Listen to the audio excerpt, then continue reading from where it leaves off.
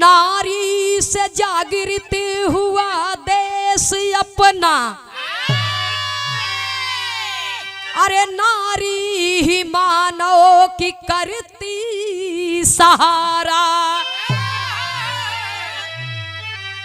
बन करी के काली बिकराली सियाजी, असुर रक्तासुर को इस लोक से संहारा। बनी करी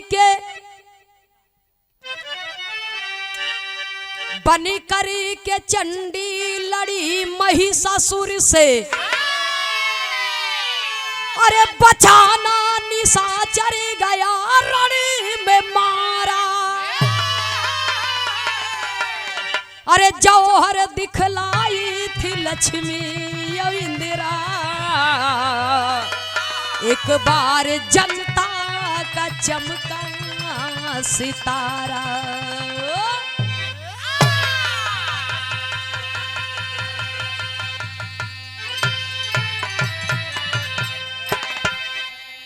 सुनने वाले श्रोता सज्जनों, रावण दशकंधर के घमंड का मान मर्दन किए मर्यादा पुरुषोत्तम भगवान श्री रामचंद्र जी। अच्छा, एक बार रावण कहे मंदोदरी से हमार बाह पूजदा, लेकिन कहानी जब आगे बढ़ी तो हुआ क्या। बिरहा में एक लाइन गजल का भाव है, कहना है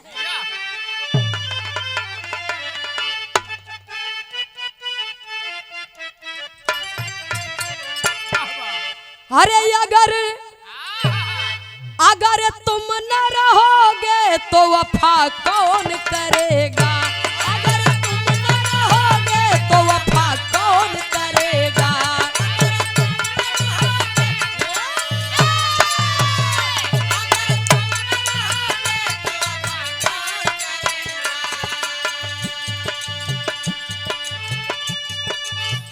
हो अगर तुम न रहोगे तो वफा कौन करेगा।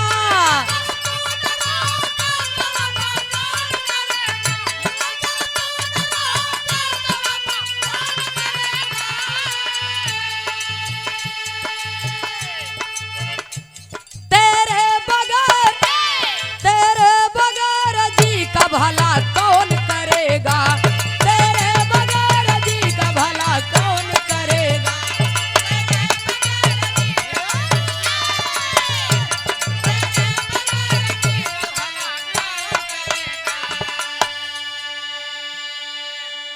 लेकिन बिरहा में भाव है, कहना है बाबूजी, अरे लंका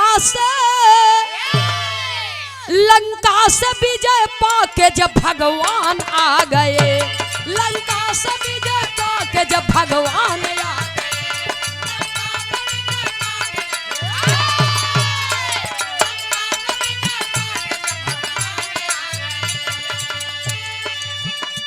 लंका से विजय पाके जब भगवान आ गए,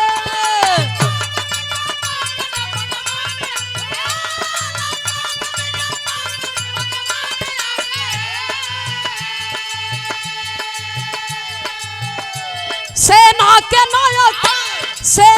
नायक साथ में हनुमान आ गए, सेना के नायक साथ में हनुमान आ गए।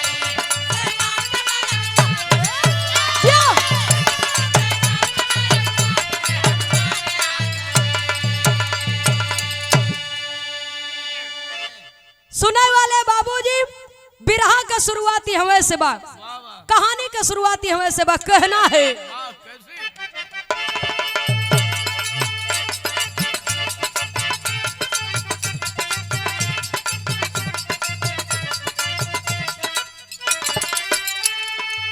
नास लंका हुई,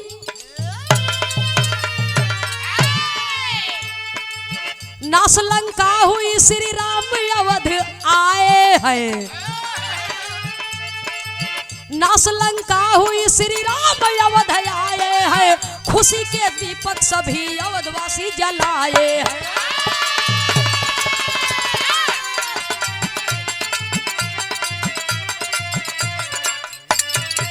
सरयू की धारा उमड़ने लगी तरंगों में, सरजू की धारा उमड़ने लगी तरंगों में, नया प्रभात खिला धूप मची भृंगों में।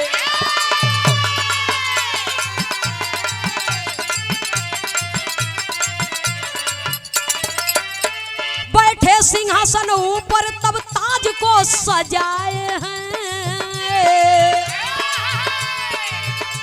बैठे सिंहासन ऊपर तब ताज को सजाए हैं, गर्व करके वही सीता जी को बुलाए हैं।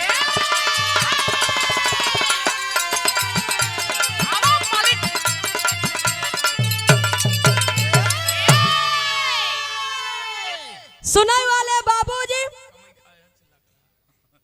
जरा आप लोग बात के समझ लें।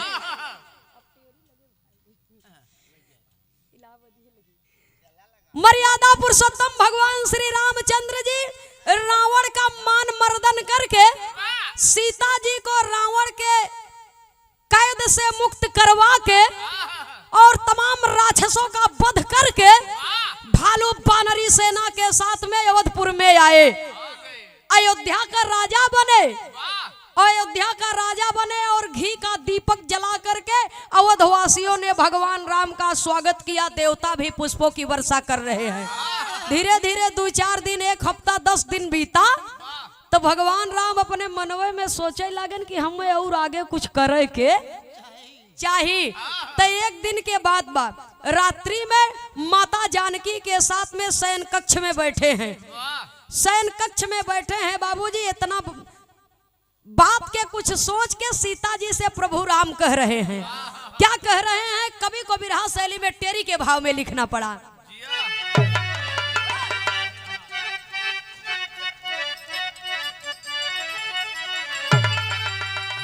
अरे राम पियारी हमारी पूजा बहिया,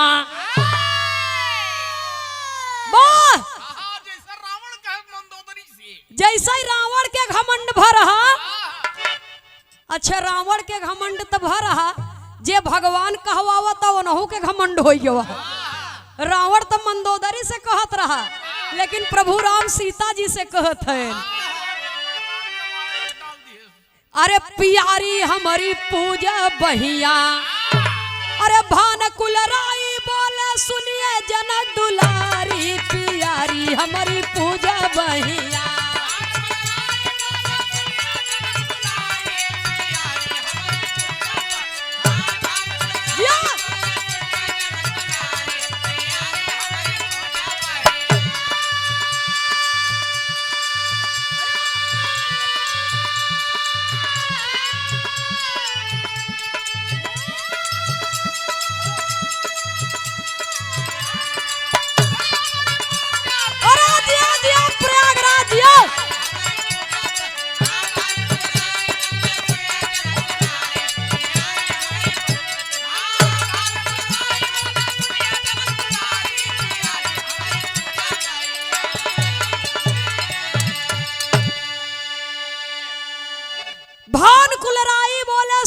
जनक दुलारी पियारी हमारी पूजा बहिया। सीता जी का रावण से लड़त लड़त ओकर परछाई पड़ गई इनके ऊपर, ओकर असर इनहू के ऊपर जनात है। बतावा इनके घमंड हो गया बा, कहे बाह काहे पूजी, कहे बाह हमारी है बदे पूजा कि मैं श्री राम हूँ और मैंने बड़े बड़े बहादुरों का संहार किया है, इसलिए मेरी बाह पूछ करके मुझे विश्व विजेता घोषित किया जाए।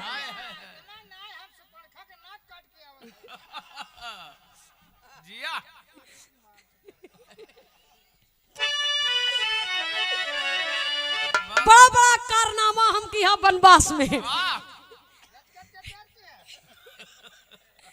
तो हमार बाह पूजा जब इतना बतिया सुना था सीता जी तो कहे सुना बमका मत इतना काहे फूलत है, हमार बात सुन। सीता जी कहत है, का कहत है बिरहा में एक लाइन तर्ज लगी मास्टर साहब।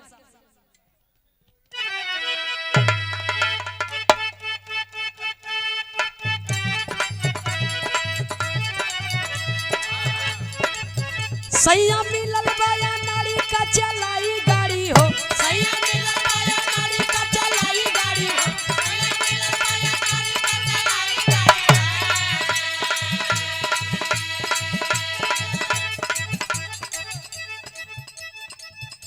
ये भैया बनारस वाले बाबू की ओर से 50 रुपया पुरस्कार। बार बार नमस्कार है। सैया मिलल बाया नाड़ी का चलाई गाड़ी हो, सैया मिलल बाया नाड़ी का चलाई गाड़ी हो, सैया मिलल बाया नाड़ी का चलाई गाड़ी हो, कोरी पहुंच के पियाई तो लड़ाई गाड़ी हो।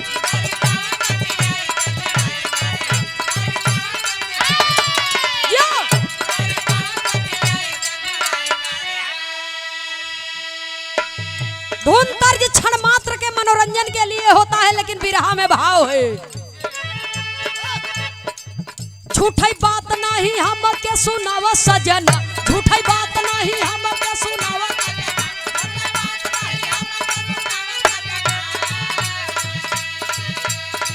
झूठा बात नहीं हम के सुनावा सजना, जाके जंग में जाओ हर दिखावा सजना।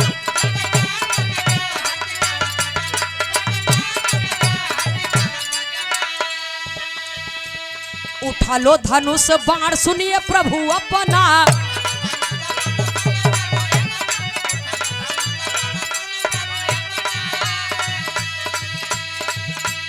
विश्व विजय करके आओ पूरा हो इस सपना।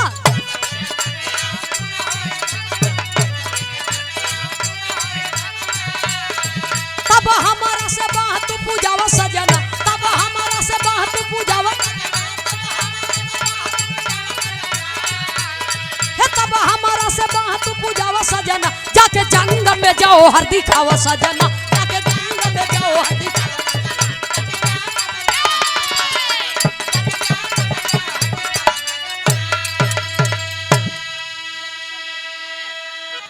सुनने वाले बाबूजी, सीता माता का प्रभु आप क्या समझते हैं? मैंने लंका के वीरों को मार दिया तो धरती वीरों से खाली हो गई। अगर आप चाह रहे हैं कि मैं आपकी बाह पूजूं, आपके बाहुबल की पूजा करूं, तो एक ठे वीर का नाम हम बतावत है, जाए के वही से लड़ के चली आवे। जब उसे जीत जावे तो तोहार बहिया हम पूज देव। जब ये इतना बात सुने, मतलब बाह तो पूजबे करब, आपका चरण तो पूजते है या पूजते रहब जिंदगी भर। सीता जी जब इतना बतिया कहत है तो भगवान राम के बर्दाश्त नहीं बा कि एक नारी होई के हमें ललकारत है। कौन वीर है वो? क्या नाम है उसका? कहाँ रहता है? क्या खाता है? जब इतना बतिया सीता जी सुनत है तो कहे सुना, ज्यादा अकड़ा मत, ज्यादा बोला मत। जाए के पहले उसे लड़ा और लड़के आवे, हमारे सामने का वीरता दिखावत है। जब इतना बात सुने प्रभु राम तो गुस्सा में उठे। देख चिंतन करे वाले भगवान के अब चिंता हो गई कि ओके न मारब तो हमार बाह पूजी न जाए। चिंतन करने वाले प्रभु को चिंता हो गई, वही क्रोध में उठे और धनुष बाण उठा लिए। और जब उठा लिए कहते हैं कि सीते उस पाजी का नाम बताइए, उस पापी का नाम बताइए, निशाचर का नाम बताइए। सीता जी कहें उसका नाम है सहस्त्राबाहु, जिसे रक्तासुर भी लोग कहते हैं। उत्तराखंड में रहता है। आप जाकर के उसका वध करके आइए, मैं आपकी बाह पूज दूंगी। इतना बात सुने प्रभु राम तो चल दिए, लेकिन चले कैसे? कभो कभो क्रोध है अपने आप को ही खाता है। तो जोश में इंसान के होश खोए के न चाहे। विरहा में एक लाइन तर्ज का भाव है, निर्गुणी भाव है, कहना है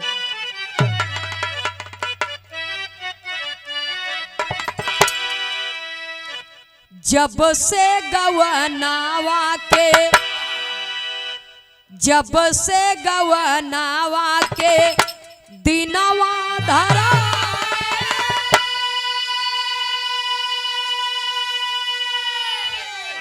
जब से गवनावा के दिनवा धरा, रतिया ननी दयावे देह पियराई। जब से गवनावा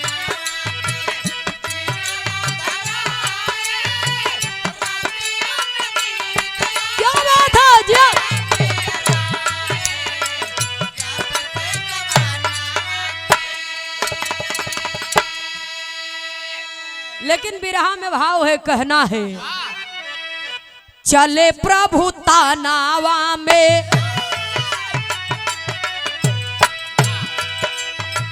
चले प्रभु तानावा में क्रोधावा बढ़ाए,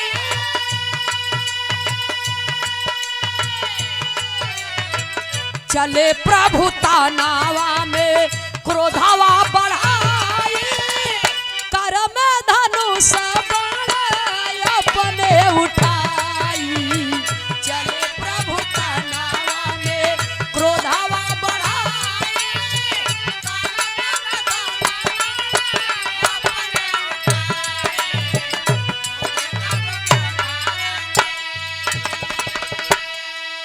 संघे और के जाता और चला भगवान संग में कापी बालवा नावा, चला भगवान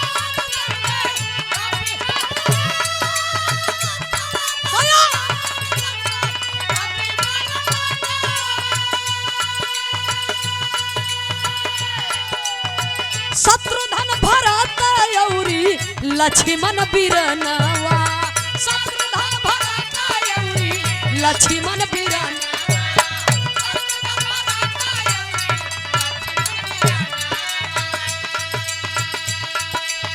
पल में परल चली के,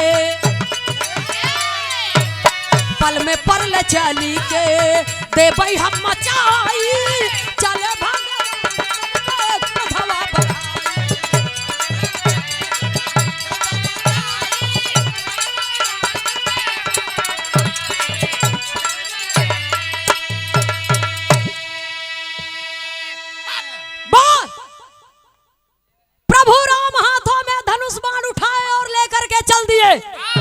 और जब लेकर के चल दिए तो हनुमान जी कह रहे हैं कि प्रभु आप हमारे रहतबे काहे परेशान हुए, ओके तो हम ही मुँह आए दे, एक कई बेरी में उठा के सटक दे तो उनकर सांस का डोरी वही बंद हो जाए, भगत के रहतबे हुए भगवान के परेशान होए के जरूरत नहीं बा। जब इतना बात सुने भगवान राम कहे नहीं बाह हमार पुजाई, शर्त हमरे पर रखी बा, ये बदे हम ही के जाए के पड़ी। वही भगवान राम के मदद करने के लिए हनुमान जी के बानरी सेना राम लक्ष्मण भरत शत्रुघ्न सब पूरा का पूरा कुनबा बाबूजी पूरा का पूरा परिवार चल दिया। और जब पहुंचे तहन उत्तराखंड में तो गर्जना करने लगे सहस्त्रा बाहु को बुलाने के लिए हनुमान जी। सहस्त्रा बाहु सोच रहा है कि कौन बुला रहा है, कौन ललकार रहा है। और जब झांका तब बाबूजी वही पेड़ के आड़ में खड़ा होके पेड़ों का झुरमुट है उसी जगह से झांक रहा है, देख रहा है, जंगल में अपना गुजर बसर कर रहा है। और जब देखत बा कहता है कि बिन मौसम बरसात कैसे होता, इतनी बड़ी सेना किसकी सेना है ये। अपने मन में विचार किया, सोचत बा जब दुश्मन दुआरे आए के ललकरते बा तो फिर पीछे हटे कोनो मतलब ना निकला। अब चलो भी है तो मर जा भी है तो मार दे भी ये लोग के। सहस्त्रा बाहु भी चला और जब चला बाबूजी तो हुआ क्या, बिरहा में पपट के लाइन में लिखना पड़ा।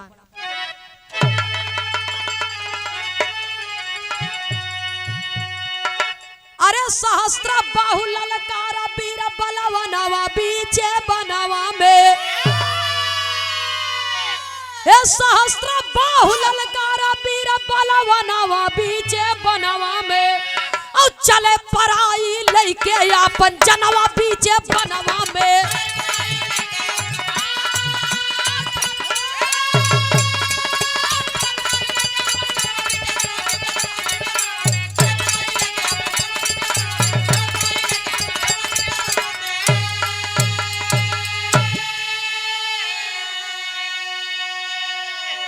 अरे भैली लड़ाई का पे जमिया सम्मान हो, असहस्त्र रक्तासुर हजार भैले सोचे भगवान हो।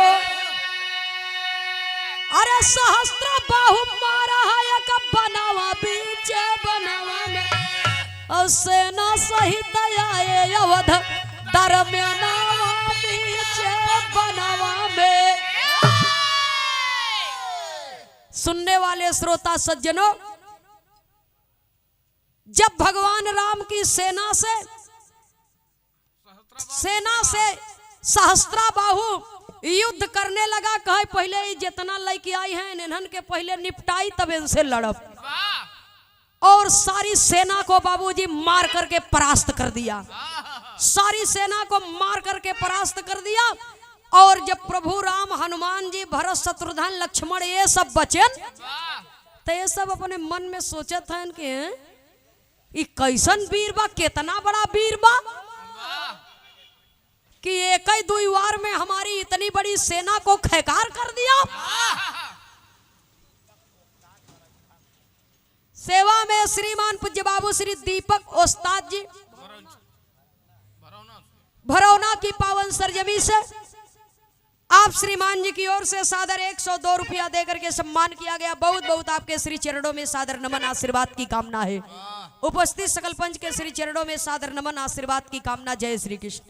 सुने वाले बाबूजी, भगवान श्री रामचंद्र जी और चारों भाई सहित देख रहे हैं सहस्त्राबाहु को। हनुमान जी कहा प्रभु देखा जिन मारे, अनाही सेना तो लौटाइन दी है, हम सबके मारा तो के देर न लागे। और तब तक देखा तो कहा यही वानर एक ठेबा बहुत उछड़ता है, पहले यही के निशाना बनाई तब दूसरे के देखा जाए। वही कहते हम हनुमान है, हनुमान कहे हनुमान है, कौन हनुमान, कहे हम हनुमान है। अब हमारे विषय में तू जनता ना कहते रे हनुमान के, पहले तू हमें जान ला, हम तो के बाद में जानब। वही बाबूजी एक बाण ऐसा चलाए कि वो बाण से घायल भगवान राम चारों भाई सहित हनुमान सहित आय के अवधपुरी में गिरे। और जब अवधपुरी में गिरे बाबूजी तो हनुमान जी उठत हैं, तो कैसे उठ के करिहा उठोवत हैं, वो अपन करिहा उठोवत हैं। और लक्ष्मण भरत शत्रुघ्न अरे कहत हैं, अरे बाप रे बाप। लक्ष्मण जी कहत हैं ऐसा वीर तो लंका में क्यों मिला नहीं रहा। और हनुमान जी कह रहे हैं, प्रभु राम से अपनी अर्जी सुनाते हैं। अर्जी क्या लगाते हैं,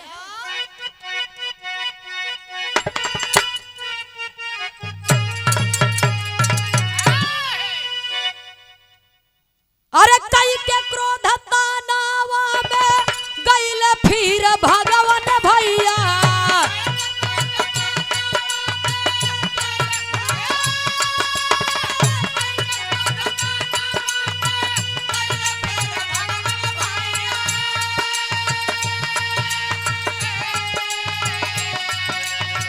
उठे बजरंगी कहाँ सुना भगवान।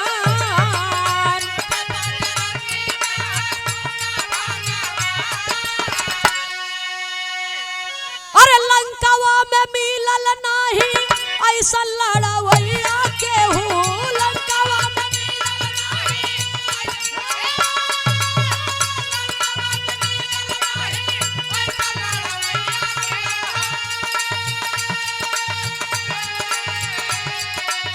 सगरी नगरिया कई दिहली समसान।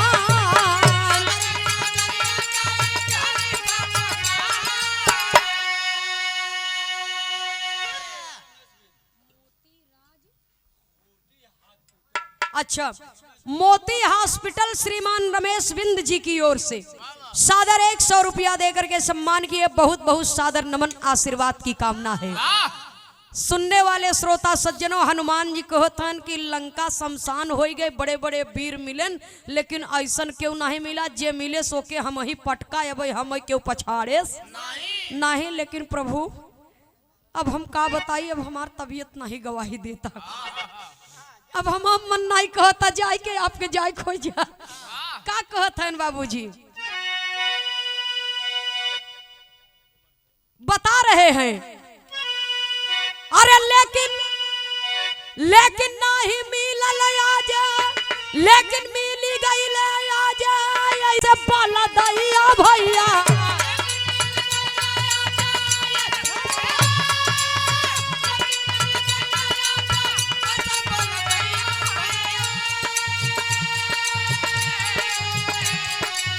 उठेला दर्द कैसन मारे बाटई बान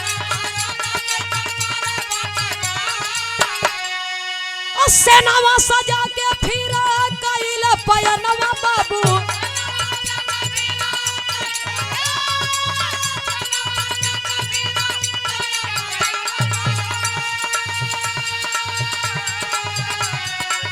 दोबारा से वीर किया कह शुरू दोबारा से वीर कह सुना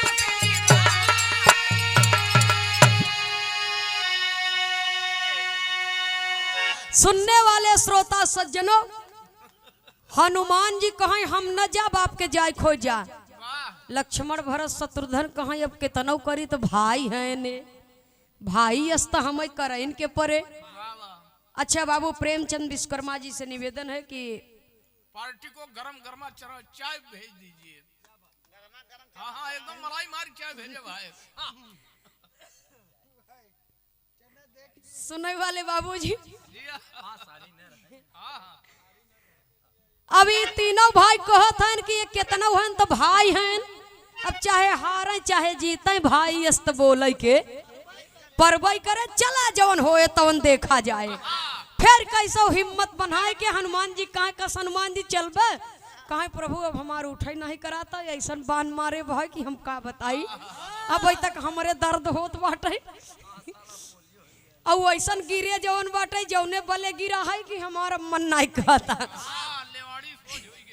हिम्मत ही नहीं पड़ता प्रभु कहीं हनुमान के छोड़ा जामवंत कहीं हम चलत है हनुमान के छोड़ा हनुमान के रहे दा आराम करे दा हम चलत है।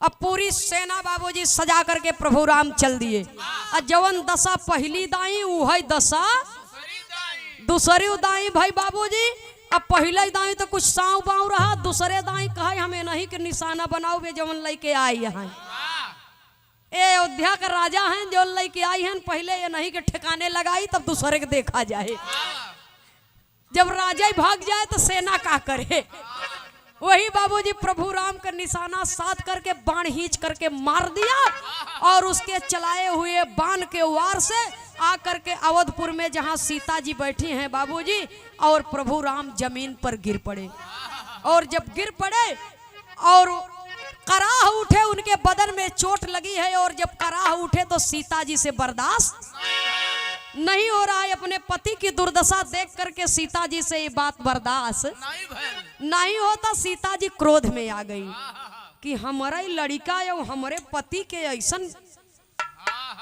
बेरहमी से मारे बा ये हाल कह दी है बा ऐसे तो लड़का के दुनिया में रहे के कोनो जरूरत नहीं बा।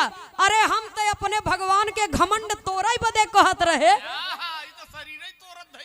ई तो ऐसा कह दी है कि अब न चलैला रही न डोले टहरैला रही तो ई का होए सिंहासन के और का करे प्रजा। सुनने वाले बाबूजी इतना बात जब सीता जी अपने मन में विचार करती हैं तो होता क्या है।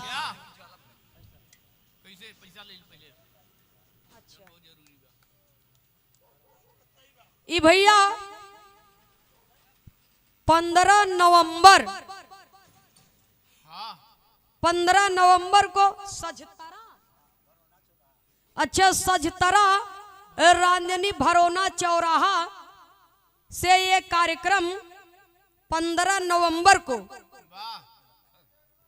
और अनाउंस करवा दे रहे हैं। अभी हम गा करके बैठते हैं तो आप इस कार्यक्रम को कंफर्म करके हमें जो है कि बता दीजिए हम नोट कर लें उसके बाद फिर एक बार अनाउंस हो जाएगा। पूरी रात अनाउंस ही करेंगे। कार्यक्रम का आयोजन किया गया है कलाकार कौन कौन से? अच्छा भैया सुमित्रा नंदनी और सुधीर लाल यादव अभी इसको कंफर्म किया जा रहा है कहथन एक बेरी बोल दा फिर से बोलवाई दे भाई 51 रुपया दे करके सम्मान किए बहुत बहुत सादर नमन आशीर्वाद की कामना है। सुने वाले बाबूजी ये कार्यक्रम 14 तारीख को रखा जा रहा था पहले तो 13 को लेकिन 13 तारीख को हमारा कार्यक्रम खाली नहीं है 14 को भी कार्यक्रम नहीं खाली है तो इसलिए ये 2 दिन बाद 15 तारीख को कार्यक्रम रखा जा रहा है। बहुत बहुत सादर नमन है वेटिंग। हाँ भैया हो सीता जी चल पड़ी अवधपुर से उत्तराखंड की ओर। और जब पहुंचती हैं बाबूजी सहस्त्राबाहु जब सीता जी को देखता है, कहानी का अंतिम निष्कर्ष स्वर्गीय दद्दा पंधारी के धुन में कहना पड़ेगा। सीता जी जब चल देती हैं और जब सीता जी को देखता है बाबूजी सहस्त्राबाहु तो माँ माँ कह करके पुकार करता है। और जब माँ माँ कह करके पुकार करता है बाबूजी तब सीता जी को बचपन का खेल याद आया। अपने सखियों के साथ में जनकपुरी में सीता जी बचपन में बाग में खिलवाड़ कर रही थी, सखियों के साथ में खेल रही थी। और क्यों माटी का चूल्हा बनावत रहा, क्यों तावा बनावत रहा, क्यों चिमटा बनावत रहीन। और सीता जी एक माटी का लड़का बनाई दी रहीन। माटी के लड़का माटी के पुतला बनाई के देवी पार्वती के मंदिर के सामने रख के कहे हे देवी मैया अगर हमें प्राण आई जात तो कितना बढ़िया रहते। तो आदि शक्ति माता पार्वती के आशीर्वाद से उस पुतले में प्राण तो आ गया, लेकिन जब सीता जी जाने लगी महल में तो बच्चा माँ माँ कह करके पुकारने लगा। अच्छा वाह, ये जित्तू कबाड़ी जी परसोधा में बहुत अच्छा दंगल, लगभग 12 से 13 हजार की जनता थी वहां पर और बहुत भव्य दंगल लगता है। ये आप लोगों का दया दृष्टि आशीर्वाद हो। ये जित्तू कबाड़ी जी की ओर से सादर 200 रुपया दे करके सम्मान किया गया हमारे सूरदास जी के लिए। भैया हो पुरस्कार कहत हन कि वहां तो 40-50 हजार आपो के मिला रहा, 5 हजार तो मास्टर के मिला रहा।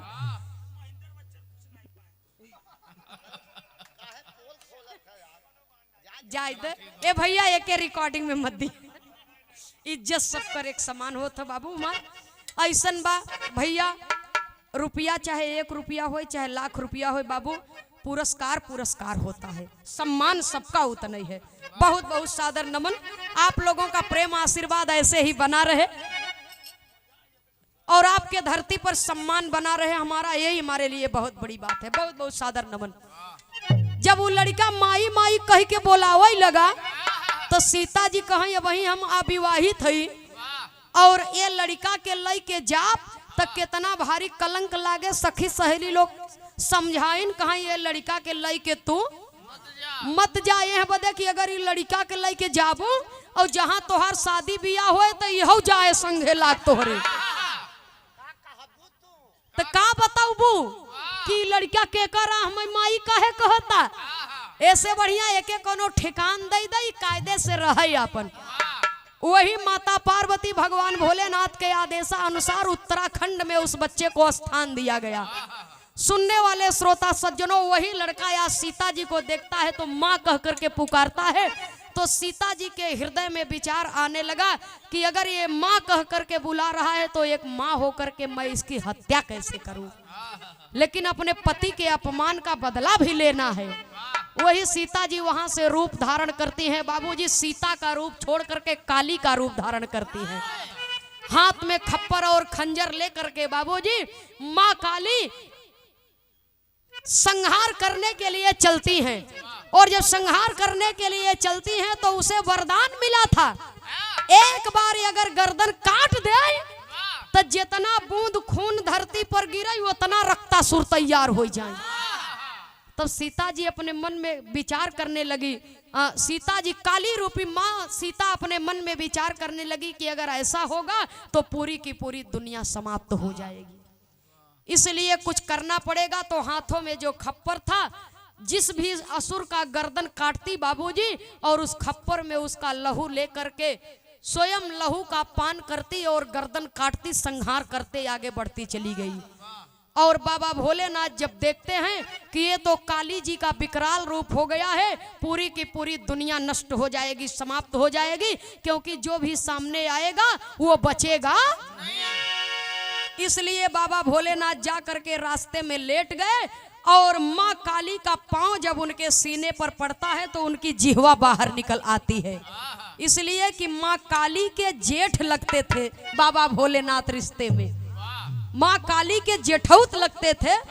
तो जेठ के ऊपर जब पांव पड़ा बाबूजी तो उनकी जिह्वा बाहर निकल गई और वहीं से बाबूजी उन्होंने संहार करना रोक दिया। और इसीलिए बताया जाता है बाबूजी, पहले तो उसका नाम सहस्त्राबाहु था और उसे वरदान मिला था। जब वो खून से पैदा होने लगा, रक्त से पैदा होने लगा, तो उसे रक्तासुर भी कहा जाने लगा। तो रक्तासुर का संहार करती हैं बाबूजी, अर्थात सहस्त्राबाहु का संहार करती हैं। तो कवि को संकेत करना पड़ा, कहना है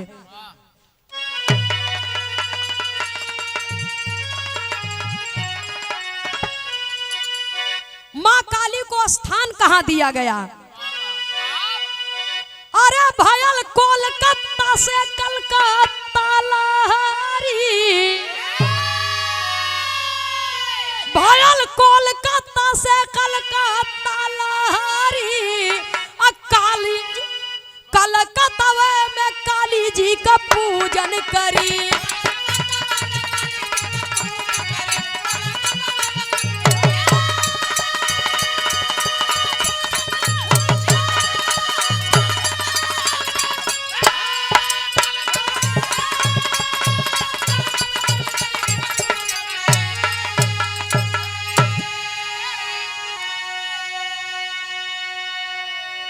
अरे 185 किलोमीटर में बा कलकत्ता शहरिया,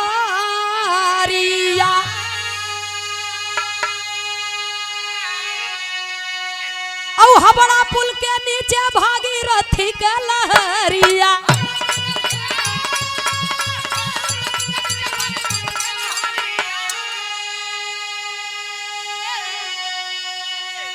अरे वहां के बंगाली खाते भात मछरी, तो वहां के बंगाली खाते भात मछरी, कलकत्ता में काली जी का पूजन कर।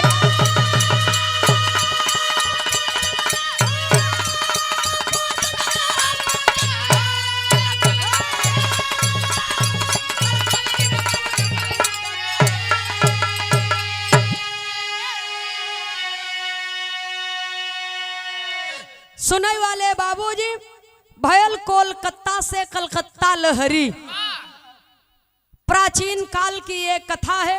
और कलयुग में मां काली मैया के सबसे बड़ी मंदिर कलकत्ता शहर में है बाबूजी। बाबा भोलेनाथ के आदेशानुसार आदि शक्ति मां से प्रार्थना किया गया कि आप जाकर के इसी जगह पर अपना स्थान ग्रहण करिए और आपकी पूजा सदैव की जाएगी। सुनने वाले श्रोता सज्जनों, वहीं से मां काली का स्थान कलकत्ता में हो गया और सीता जी आती हैं बाबूजी अवधपुर की नगरी में। तो भगवान राम का घमंड भी चूर हुआ और मां काली की उत्पत्ति हुई। आज कलयुग में भी मां काली की पूजा की जाती है। उधर से आप लोगों ने सुना दुर्गा उत्पत्ति, रावण का घमंड चूर हुआ और प्रभु राम का घमंड चूर हुआ और मां काली की उत्पत्ति हुई। और जब जब इस धरती पर अत्याचार बढ़ा है बाबूजी, चाहे वो सतयुग रहा हो, चाहे वो त्रेता रहा हो, चाहे द्वापर, चाहे कलयुग, अत्याचार जब हद से ज्यादा बढ़ा है तब तब देवियों ने अवतार लिया है। इसलिए जिस देश में नारियों की पूजा होती है उस देश में बाबूजी देवता निवास करते हैं। तो कवि को संकेत करना पड़ा, इसीलिए लिखा गया नारी से जागृत हुआ देश अपना, नारी ही मानव की करती। सुनने वाले श्रोता सज्जनों, ये मैं नहीं कहती, ये वेद पुराण इतिहास कहता है। तो माँ दुर्गा की पूजा हो रही है, माँ काली की भी पूजा इसी धरती पर हो रही है। और पूरा विश्व, हिंदुस्तान ही नहीं विश्व के लोग भी, विदेश के लोग भी आते हैं और माँ काली के मंदिर में मत्था टेकते हैं। आखिरी लाइन में गुरु घराने के परिचय के साथ में कवि को संकेत करना पड़ा।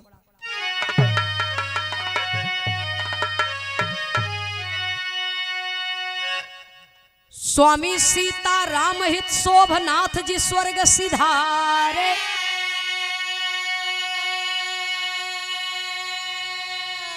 शंकरनाथ विजय बुल्लार कवि सुंदर गीत सवारे।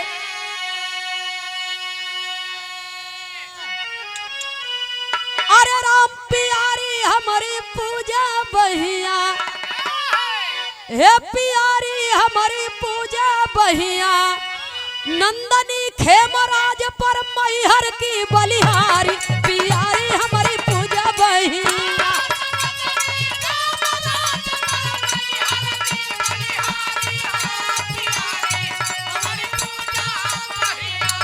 जय हो।